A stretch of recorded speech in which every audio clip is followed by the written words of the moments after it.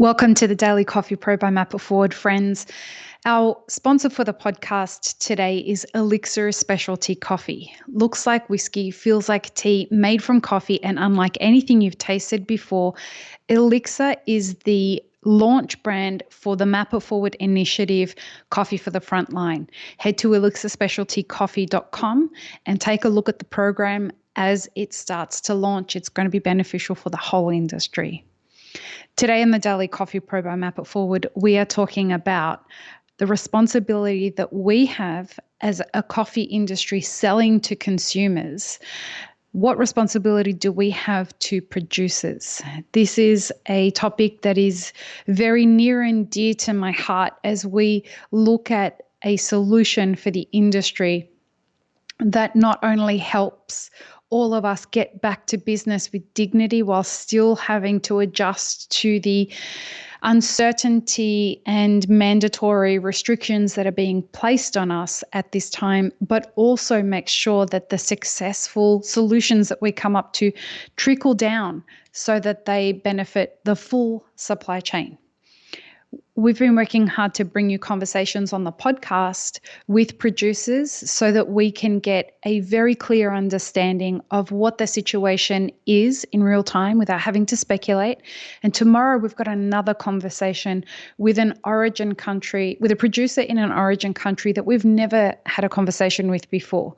So I'm excited that we're going to get to talk to Ganga from Agama Coffee in India. So I've never spoken to a producer in India, and Ganga has graciously agreed to come on very late at night in India to talk with us on the podcast tomorrow morning about how India is experiencing the current situation with regards to coronavirus in the coffee producing region. And we're going to talk for a couple of hours about all of that. So what is our responsibility to coffee producers? First and foremost, without us having an industry, a consumer-based industry to sell to, we don't have a reason for coffee producers to be in business.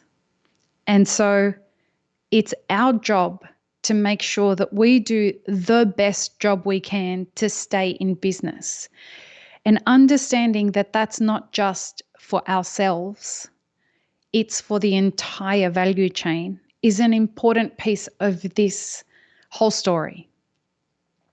When you think of a box of cornflakes that the average person eats every day, and let's say the ingredients are sugar, the main ingredients are corn and sugar and a whole bunch of fuckery, but we won't think about the additives and all that stuff that goes in there. But let's say it's just corn and sugar. If you look back at the way the consumer thinks about the box of cereal that they're consuming, they completely ignore pretty much every time. They completely ignore the idea that agricultural products, cane sugar and corn, went into creating the thing that they're eating. Sure, they're highly processed, but those original raw materials went into creating that box of cereal. Exchanges like the coffee sea market exchange were created for coffee and corn, for corn and sugar the same way they're created for coffee. Now, when your consumer looks at a box of cereal and eats it and they add milk to it and they're eating all of those things, they're not thinking about, wow, the box of cereal that I'm buying and the milk that I'm using to eat that cereal is putting people to work. There are people that are involved in the supply chain of getting me this box of cereal. The reason they don't care about that is because they expect that the brand that's presenting it to them, whether it be Kellogg's or whether it be any other provider, it's their responsibility to care about those things. The consumer doesn't want to care. Now, if they had to make the cornflakes themselves, now we've removed one step that has allowed them the privilege and the luxury of not having to care. So if Kellogg's went out of business and the person was told, you now have to make your own cornflakes, they're going to do one of two things. They're going to decide to eat something different, or they're going to make their own cornflakes. If we go to coffee and we apply the same philosophy, typically people show up to a brand like Starbucks or a local cafe, but let's stick with Starbucks. And excuse me, and they show up to Starbucks and they order their venti grande rainbow colored whatever, or just a brewed coffee. And by doing that, they are trusting that Starbucks are making the decisions that are necessary to get them their cup of coffee. Remove the ability for them to go to a Starbucks or to their favorite local cafe and force them to brew at home. All of the sudden, we've put them in a situation where they have to think about, some people more than others, but think about what they're using to create their coffee. And that gives us a unique moment in the history of the evolution of our industry and coffee as a brand. Now, if we can monopolize on this opportunity so that we can start educating people about coffee from many different perspectives, we get them into thinking about coffee and making it approachable for them to brew so that they don't turn around and say, all right, this easy thing that was done for me has been removed now. I've got to make a decision. I either go ahead and brew this myself and learn how to do it, or I pick something else. Tea's easy. I can just get a tea bag and make a cup of tea. So we want to keep them in the realm of coffee. In order to keep them in the realm of coffee, we've got to make it accessible, we've got to make it affordable, and we've got to make it enjoyable. I want you to see this as an incredibly fun, exciting opportunity to take this moment in time and turn it into something fun for potentially new consumers. And by doing that, you open up a tiny little gap in the window for them to give a little amount of fucks or very many fucks about the way that they are brewing coffee. Why is this important? Because there is a value chain that came before you in producing the coffee that you are going to be selling, that if you don't take care of them, they're going to disappear. And if they disappear, you're going to have to start fighting with other people for coffee. The price of coffee is going to go up. The quality of coffee is going to become more scarce. This moment presents you with the opportunity to turn around and say to your potential customers, hey, I want to make your coffee journey something that's really fun and fulfilling. And then build a business out of it. And we have talked in the last couple of weeks at length about a bunch of different ideas about how you can do that with not a lot of money. You can start something that today for a couple of $100s that gets out to people very quickly. If you wanted to start a business that way, now is the time to do that. Where you will pay for it is with your time and your creativity and the content that you give your customers for free.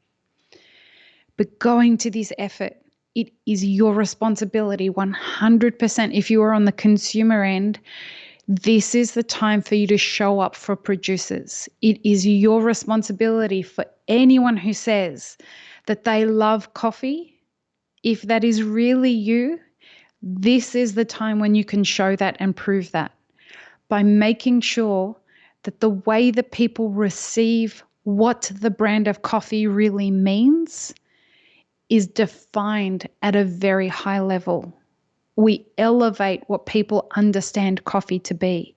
We teach them, we empower them with having control over the quality of the coffee that they drink throughout the day in their homes. And people want to feel like they have some control over some things right now. And this is how you do that. Now, what does this mean for producers?